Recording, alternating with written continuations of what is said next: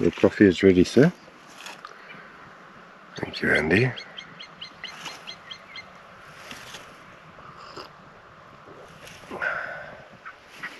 Okay, so it's 7 o'clock and the sun is just coming up over the horizon, and we've decided to stick around at the Makwa watering hole where there are still a huge troop of baboon from last night. Just waking up and getting ready for the day. Yeah, baboons are a lot of fun to film because they're always up to something, and there are a lot of little ones here playing, running around. So yeah, it's beautiful. Yeah, so we basically today are going to pack up camp here at Makwa, hitch up the trailer, and then we are going back to another Bamani lodge called Nahimba. We're going to drive west to get to Nahimba across the park. It's on a concession, to the west side. We'll go see what that is like, and that's our day basically. Maybe we'll make a nice breakfast before we head out, since we, for a change, are not on the road all day. I thought I'd take this opportunity to just go over my current filming rig. I'm still using the Canon 200-400 with 1.4 times teleconverter lens. It's worked well for me so far. It's a lovely lens, and the 1.4x gives me up to 560 millimeters, which is a decent length. I've moved to the Red V-Raptor, which is a full frame camera. So 560 millimeters is a bit wide actually on full frame. On Super 35 I'll get in a lot closer, but you can always crop in a bit later since this is 8K. Camera shoots 8K up to 120 frames per second, which is great, although it burns through media when you're running at 120 frames per second, so you can't do it for long.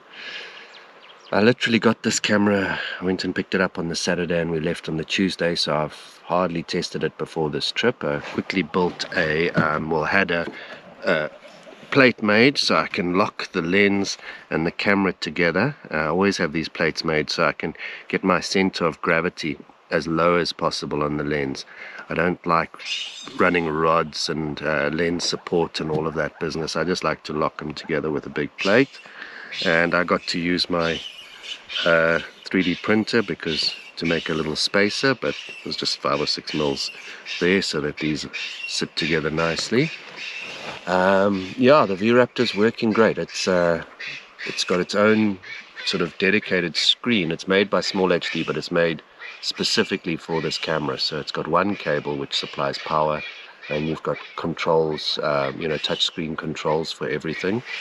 There's a nice there's a nice menu system on the side with a small screen. That's not a touch screen, but you can set up your custom buttons. You can have 3 or 4 sets of custom buttons, and then for different shooting scenarios, and then you can just press these buttons to access whatever they set to. It runs on these mini V-mount micro batteries, which they're 98 watt hours, but they go pretty quickly. So I've actually just fitted some DTAP outputs here above me in the vehicle, and I'm running directly into the camera from the big lithium battery in the boot, in the trunk. Seems to be working great so far, and it's kind of a safety as well. If I drop the camera, I don't know if this would just rip out or not. It's secure, it's locked into the camera there. It would probably rip the cable, but it makes me feel a bit more secure. What else can I tell you about this? I'm still using my Sachla DV6 head over here, working great, and my car mount system hasn't changed at all. That's all as it has been for a while. So I'm planning to purchase a used door and have a custom filming door made, so and extend the window down another 30 centimeters or so, so I can actually get this camera lower, get nice low angle shots without having to get out of the vehicle. Last year I was shooting mostly with the Blackmagic Ursa Mini Pro 12K. Fantastic camera, has a few advantages over this Red V Raptor. Built-in NDs, for example, are great. It's quite light, but it is bulky. But that camera belonged to a client, so I had to send it back, and then I had to get something for myself. Nearly bought the Blackmagic, the 12K, but eventually I went with the Red V Raptor, even though it's significantly more expensive. It's about 4 times the price. And the reasons for that were mostly, well, the biggest reason is pre-record. So what I've got on the Red, I can set up a custom button, and then it'll cache just a few seconds of recording. So if I'm waiting for something to happen, like now we're filming these baboons, I might be waiting for a baboon to jump down off a tree or something like that. Instead of filling up my memory cards, just rolling a really long clip, which I then have to go and trim afterwards, I can pre-record, and when the action starts, I press the record button, and it will then save the previous couple of seconds and continue to record. So that was my biggest reason for going with the Red. I also do prefer Red's RAW over the Blackmagic RAW. So I prefer the R3D over the B RAW. If the lighting is good, and if you've got nice light, that Blackmagic makes some incredible images. But when things get a bit harsh, when shooting in midday sun, or if you're trying to really push the images in post, then I find the Red RAW is just has a little bit more latitude, and it can be it can be pushed further without and still look good. It's very convenient staying right by a waterhole, because we can keep an eye on the baboons, zebras, everything else, see if anything interesting happens, and at the same time we can make a nice breakfast. What's for breakfast, Andy? We got a bit of bacon, tomato, scrambled eggs, a little Spanish breakfast, some toast, and that's about it really.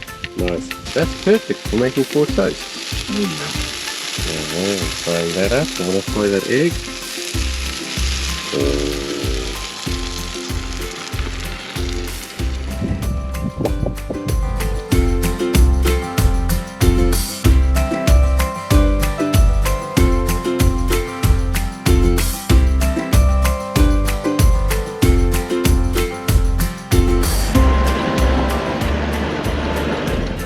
Okay, we have packed up at Makwa platform, and we're pulling the trailer to Imbelo's Nahimba Lodge, which is to the west of here, not too far, about 60 kilometers.